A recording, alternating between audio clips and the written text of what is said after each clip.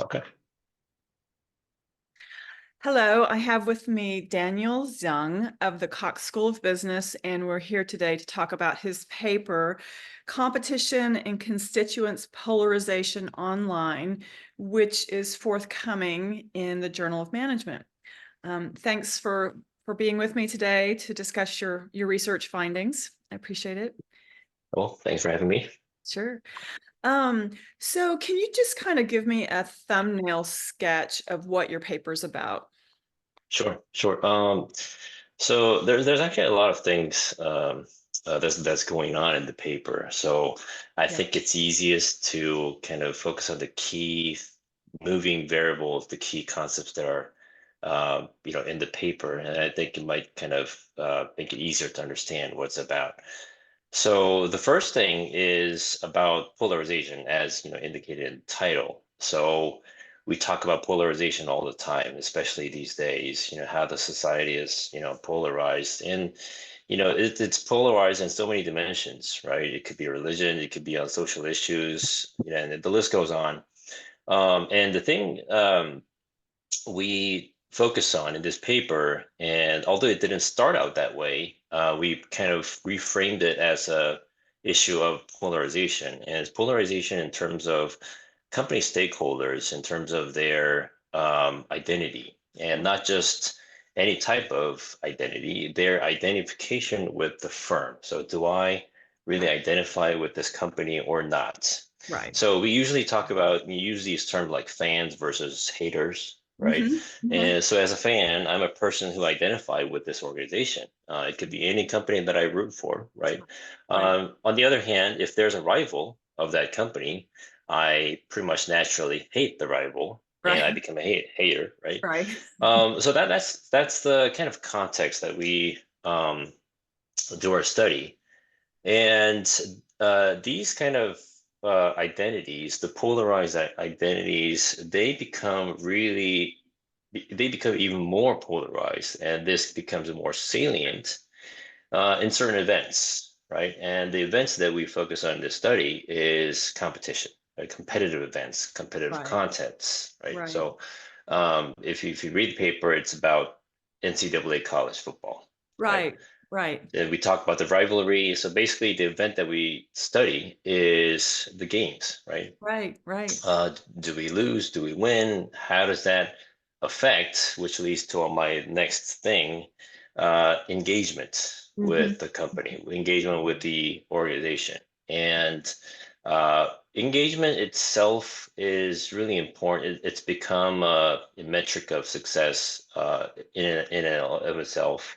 Not even without the direction of engagement, do we engage positively or negatively, regardless of the direction, engaging with the organization itself has become so important.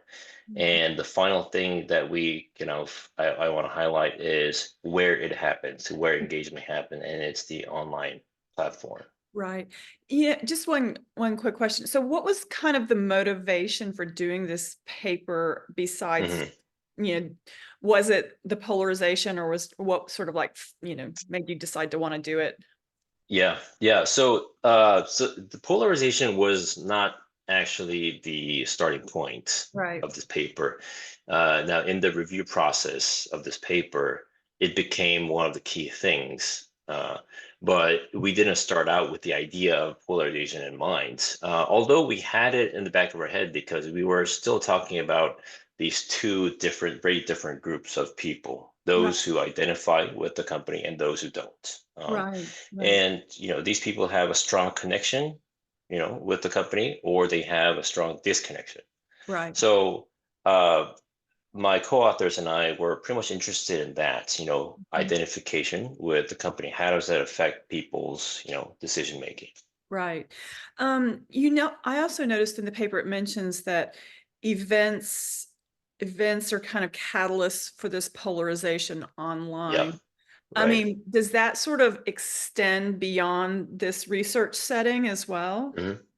Yeah, yeah, it's back. So we present these events as some kind of catalyst, the triggers of making already polarized identities even, further polarized. So Right.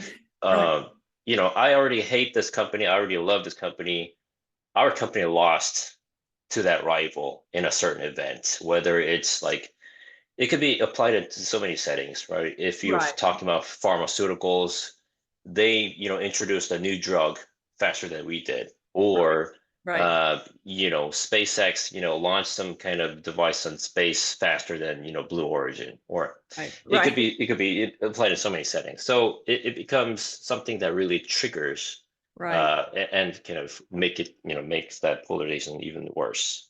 Right. I know I see this sort of play out in my space in the energy transition, Yeah, especially like the EV versus, yeah, non-EVs and like, yeah, with Tesla's earnings sort of, not being as good and, it's like, oh, it means, this yeah, is overhyped, and yeah.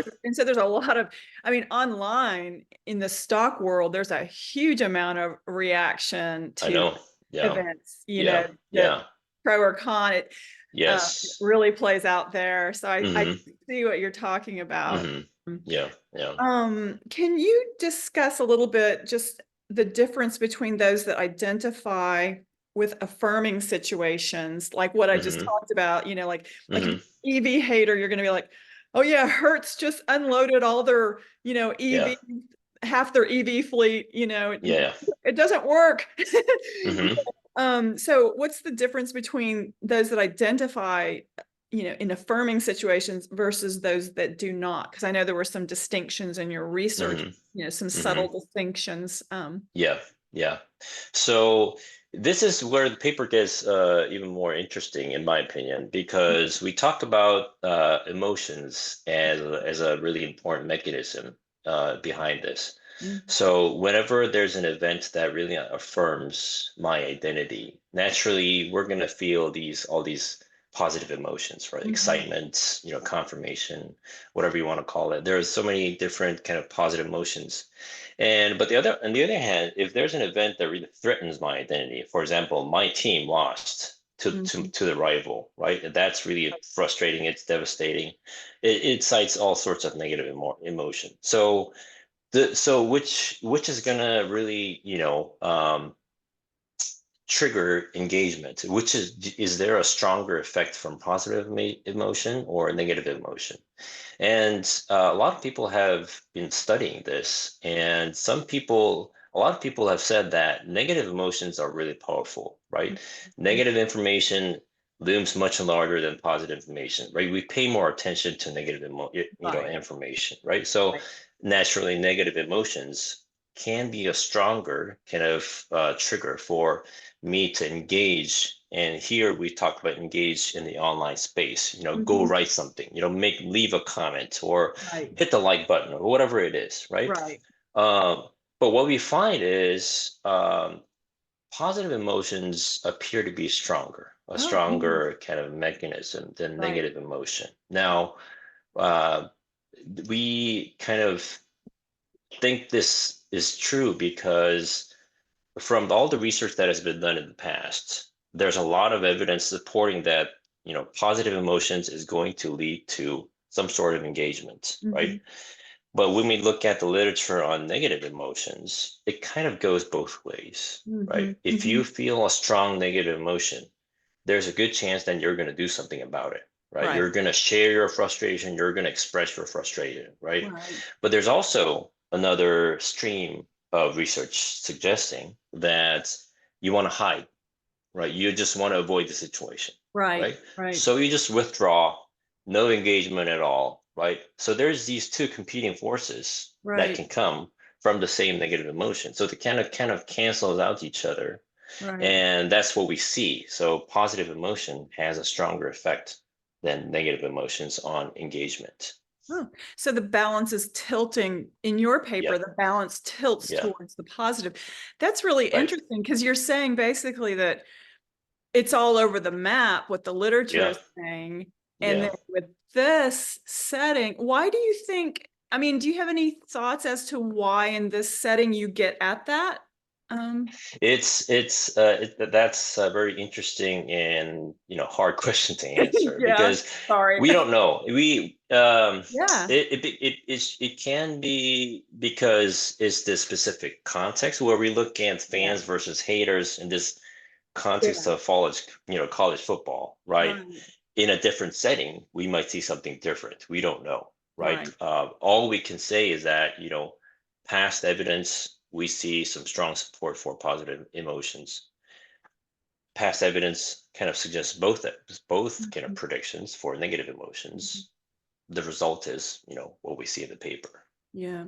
That's actually good news, right? That the positive is outweighing the negative because all we're Yeah, ever told is, negative yeah, news gets attention. That's what yeah, everyone's yeah. always, like shooting darts at the media for Right. negative Yeah. attention and all that. Hmm. So in fact, here's some good news about some online Hmm. engagement that it Yeah. doesn't it Yeah. doesn't get, right? Yeah. Yeah. I Yeah. mean, That's a mhm. that's a Yeah, that's huge a good inference. Yeah.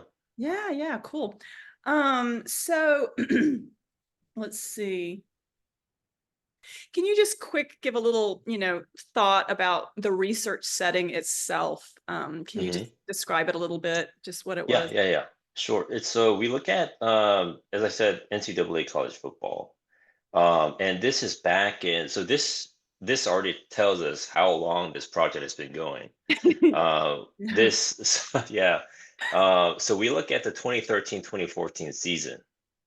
And this is the year that they first allowed, online users to post comments on the ESPN webpage, right? Hmm. So Hmm. after a game, you can go online, log in, and say whatever you want, right? Right. Whether what you thought about the game, what hate it or not, right? And the interesting thing about this setting is that you actually have to use your real name, Hmm. right? Hmm. And it allows to link your Facebook page Uh-huh. to your name, right? So if you click on somebody's name, it takes you to that, Facebook profile page. Right. And Right. that's where we get who what team this person is rooting for. So Hmm. we kind of capture this person's identification and disidentification. Hmm. So and this is, what could be a better place where we can actually see this kind of polarization between these two groups and strong rivalry, right? College football. Hmm. And we another kind of data set that we use, in conjunction with the college football setting is what the data set is called Odds Shark. Hmm. And this is where we can see who the underdog is and who the Hmm. favorite is, right? Hmm. So the betting, Right. context, right? So, is this team expected to win or not, right? Hmm. And this is actually hard to capture in a normal research setting. We can't really really systematically measure what the expectations are for a certain game for a certain organization. And this is a cool kind of data type of Yeah. data that we got access to where we can capture that level of expectation. Yeah. Wow. That's really interesting. Huh. Yeah. Yeah. Um, so what would you advise organizations and firms relative to their brands and their engagement Hmm. given this Hmm. research? Hmm. So what we see is, I basically briefly touched upon this earlier, Mm. but basically we see that positive emotions kind of overpower negative emotions. Right. And in the study, if you read the study, we do a small kind of lab experiment to kind of, you know, further investigate and further understand this what's happening. And what we see is that positive emotions may be stronger than negative Hmm. emotions, right? So, and social media is such a powerful platform these days. Right. So Right. organizations, I guess one takeaway would be try to incite as much positive information, positive emotions among the social media users so that they can engage more with the Yeah. organization, right? And engagement itself, again, is a really important metric, right, Yeah. for organizations. I'm getting an image of, somebody flashing, a Yeah. flag and crying about the win. Yeah, Yeah, yeah, yeah. you yeah, that's Yeah, overkill. all sorts of things. Yeah, all sorts of things that came to mind. Uh-oh. Yeah. Advertisers are gonna go crazy here. Yeah, yeah. Um, Really um, crazy, really creative, and who knows what we're gonna see. yeah, Yeah. AI is gonna go mad Oh yeah. with excitement. Yeah. Um, in an online world that's geared towards garnering networks and constituents, um, what are your thoughts relative to your findings? Um, let's see. Um, it's such a it's really interesting space. I'm not really my research is not really focused on, social media or Right. online Network platforms. effects. Yeah. Yeah, network Mhm. effects. But um, one kind of obvious thing is that, as you mentioned, there's a strong network effect, right? Right. If we see people use or engage more with something, if we see that more and more, I want to do that too, right? Right. That's a Right. really strong, that's a definition of a network effect. And Right. that means more engagement. Um, and we see how these dynamics work in the social media world, right? Mhm. Mhm. People can do all sorts of things to really get attention, gain Mhm. visibility. Right. People are so creative in both positive and negative ways, Right. Yeah. Yeah. when it comes to like getting attention and so I think there's so many things that can, and with the introduction of AI, I mean, who knows what can happen, Yeah. right?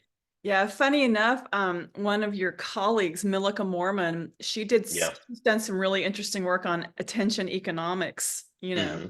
Mm-hmm. and we profiled some of her research a couple Yeah. years back on that. But Uh-huh. I see a research extension for you here, Daniel. Yeah. Yeah, I mean, we worked on this project for like 10 years, Oh, just mostly because of the data, right? yeah. It's such an interesting data set. We just didn't know how to, you know, get what we need from this data, right? It's such Mhm. an interesting and massive data Yeah. set, but we just couldn't get the interesting ideas out of it. So, we Yeah. need to, reap some benefits of that 10 years and, Yeah. Yeah. Sure, I get more understand. stuff out of this. Sure. No, I Yeah, get that completely. Yeah, I have a yeah, project sort of like that as well, where yeah, yeah. it's all effort and you haven't Hmm. received all the fruits of your labor Yeah, sort of yeah. thing. Yeah, I get Uh-huh. yeah, especially yeah, because yeah, there's a lot that, with 10 years of data that, and given how dynamic things are changing, Hmm. even Hmm. that and in the Yeah, sports world, it's getting yeah, really intense with all yeah. the online Hmm. everything, Yeah, yeah. And the sports context is becoming more and more popular in our field because we're basically talking about organizations. So right, there's already that high level of relevance, but there are some interesting things that we can't observe in large corporations, right? So right, right. yeah, Well, and it's global. You have all these yeah, like, yeah, hmm, a lot of different countries even, sort hmm, of investing in sports, yeah. Even in the virtual space, right? yeah, Esports and all those things. Yeah, yeah, everything. Yeah, it's very yeah. fascinating. Well, is there anything else that you wanted to add that we might have missed on this? Let's Any see. note that's, I guess one thing that we didn't touch upon, I guess, is the additional layer that we introduce in this paper, and that's basically a kind of more nuanced look at the outcome of the event, right? Just not just win or lose, right. but how we win, how we lose. Mm-hmm. So we capture that through two things. And the first thing is, so I call this suspense and surprise. Mm-hmm. But basically, the surprise element is, was the outcome expected or not, right? Mm-hmm. And this is Oh, yeah. where we use the data set that I mentioned earlier. Um, who was the underdog? Was our team the underdog, right? So is our victory an unexpected outcome or not? How does that change our engagement behavior, right? And the other was suspense, which is basically where we kind of compare, close call outcomes Right, versus clear cut outcomes. Was this a really, really close win, or was it just so obvious throughout the game, right? right, Because that obviously might, change how we engage, whether we engage, right? If it was such a obvious victory or a loss, maybe I don't really need to engage online, right? Kind of right, defend our team or kind of right. celebrate, right? Yeah, So that's another layer that we added to this paper. And the interesting thing that we observe out of this is that those haters, right? Those people who disidentify with a certain team, they're not really affected by these nuanced out, characteristics, whether it was a surprise or a, close call. The hmm, fact that their teams win or lose, that's the most important thing to them. So hmm, their, negative emotions are pretty much outweighing these other nuanced kind of emotions. hmm, So that's another kind of interesting thing about our hmm. paper. Yeah, Yeah, it sort of says that, you know, those on the negative spectrum, they're a little bit yeah, fixed in their view, yeah, and yeah, they're not open yeah, to yeah, change or other alternative possibilities, yeah, yeah. which is, yeah, very Yeah. insightful. So, I mean, Yeah. positive versus negative, it can be really on a really high level. It's a really simple comparison. But if we look closer, positive versus negative, emotions can have a really interesting set of implications. Yeah. Yeah. No, I did remember seeing, I read a little bit about the close calls, and then Yeah. Yeah. and Yeah. then and then when it's a close call, people sometimes even like reimagining what that outcome really was, Yeah. like Counterfactuals, right? counterfactual. Counterfactuals. Yeah. Yeah, The exactly. the famous example is the Yeah, gold medal at the Olympics, right? The silver medal is less happier than the bronze medalists, right? Because it was so close and they lost right. the gold medal. Yeah, And that's basically the idea. Yeah, right, right. Well, brilliant. Well, thank you so much for your time and for your insights about your work. sure. Thank you. Thanks for having me. Sure.